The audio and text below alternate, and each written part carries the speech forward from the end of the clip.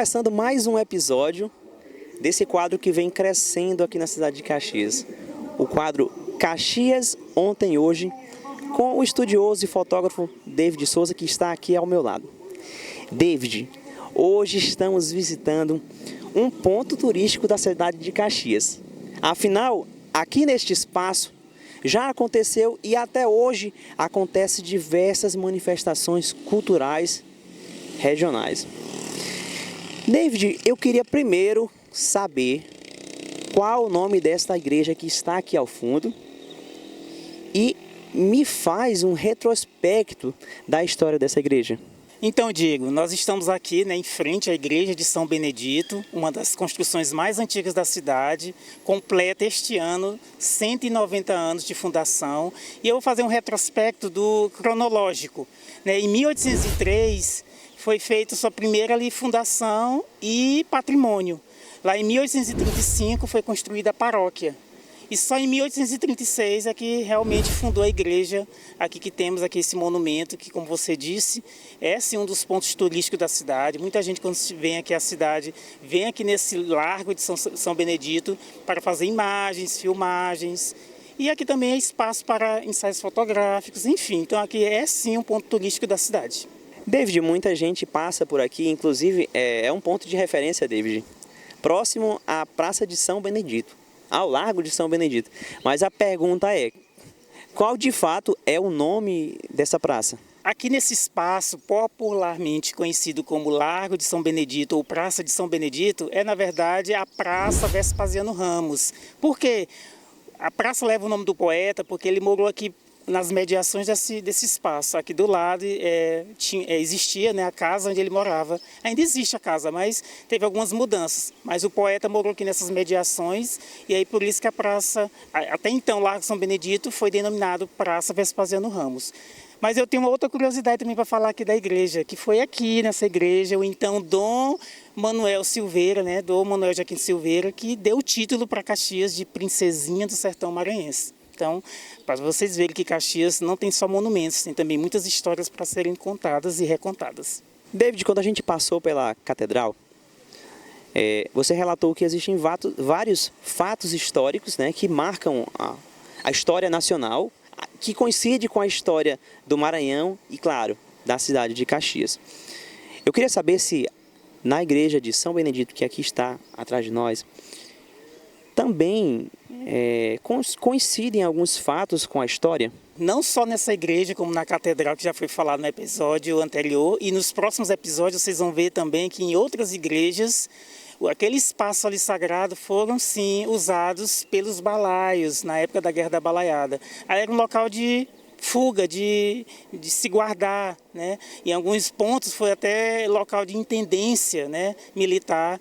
Quer dizer, Caxias também foi palco disso. O grande saudoso, Arthur Almada Lima, ele dizia que não existe história do Brasil sem história de Caxias. Isso é verdade. Só para vocês terem uma ideia, Caxias foi a última cidade a aderir, entre aspas, que a gente não usa esse termo, a gente usa conquista, foi a última cidade a conquistar a independência do Brasil, junto à independência do Brasil. Então, para vocês verem que Caxias ela é rica em histórias que precisam ser cada vez mais aprendidas e difundidas. A gente pode observar que ao fundo nós temos uma igreja imponente, com uma fachada grande e riquíssima, com uma riqueza de detalhes. Inclusive tem até a gente pode observar um relógio ao centro, na parte superior da igreja. Eu fico imaginando que como uma igreja centenária como essa, que tem tantos anos de história, a dificuldade de manter uma fachada dessa tão exuberante e tão bonita. David, sempre foi assim como está hoje ou já teve algumas modificações? Não sempre teve essa fachada, não. Em 1898 teve um caso polêmico. O então padre Damasceno teve a ideia de revestir toda a fachada com pedras piracurucas. Era um tipo de pedra da época que na ideia dele era para manter tanto a questão da limpeza como do revestimento da própria igreja. Porque tu sabe que pintura, com o tempo, vai se desgastando, E esse revestimento com as pedras ia durar mais, tanto no quesito fachada como limpeza. Mas causou polêmica, porque os fiéis e a população em si não gostou da mudança radical. Então ele teve que pedir para retirar, já estava começando a colocar as pedras, aí o que tinha colocado ele foi pedido para retirar, para manter a fachada como está aqui hoje, dessa forma, sem nenhum ladrilho, sem nenhuma pedra, enfim, só mesmo a fachada com cores que vocês estão vendo aí bem vivas. Além disso, essas cores também já foram mudadas, já teve cores mais claras, mais escuras. E hoje essa daí é a fachada onde todos, né, quando passam aqui, não tem como passar por ela e não se deparar e não se encantar com essa grande e belíssima fachada. David, a gente observa que existem alguns elementos aqui na fachada da igreja, inclusive aqui na praça, não é? A gente pode olhar esse cruzeiro. Eu queria te perguntar, esse cruzeiro ele sempre esteve aí? Sim, Diego, sempre teve esse cruzeiro aí, porém não com esta aparência atual.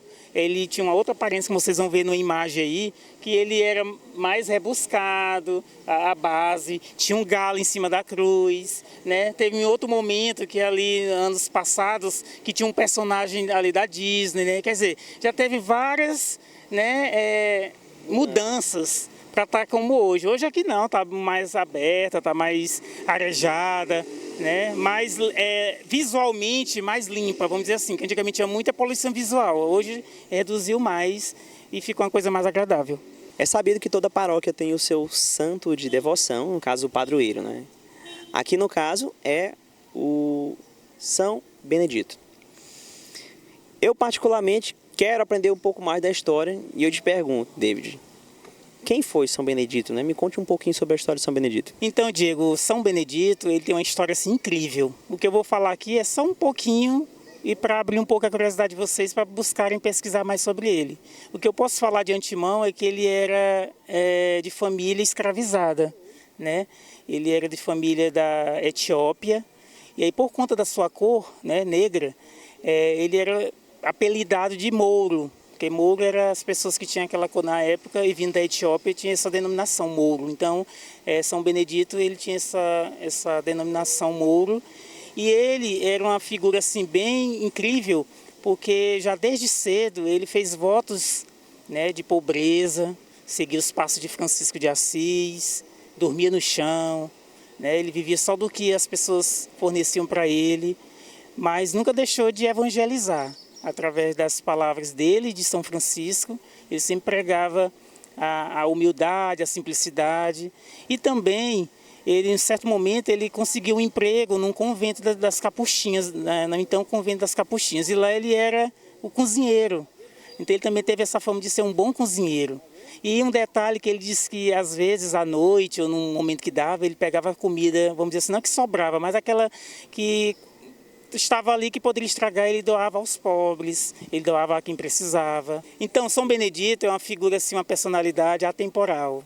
Os ensinamentos que ele nos deixou nos servem até hoje, né?